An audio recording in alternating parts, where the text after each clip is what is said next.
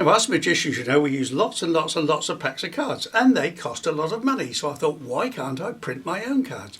So I came up with this wonderful idea. I thought it was absolutely wonderful. So I nipped down to Marks and Spencer's. I saw Mr. Marks. I said, how are your Spencers?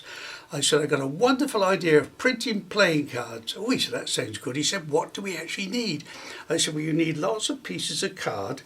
So there's a blank on the front and blank on the back.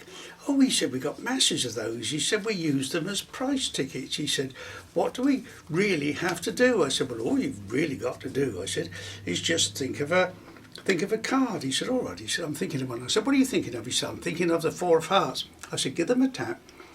So we gave them a tap, and we had a perfect replica of a Four of Hearts, but unfortunately it didn't have a back. Oh, he said, can you do it again? I said, yes.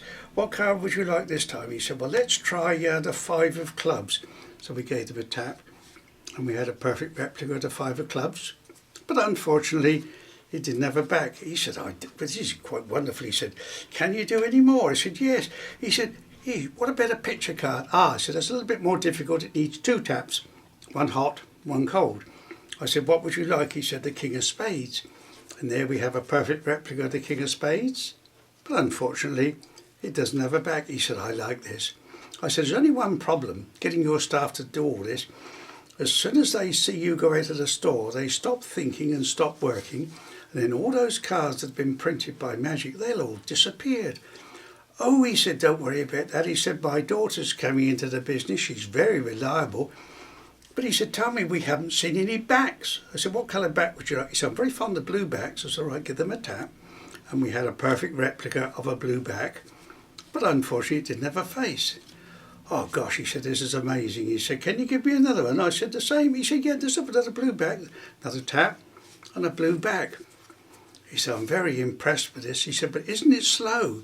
Competing with the Chinese, we've got to come a bit faster than that. Why can't we print the fronts and the backs?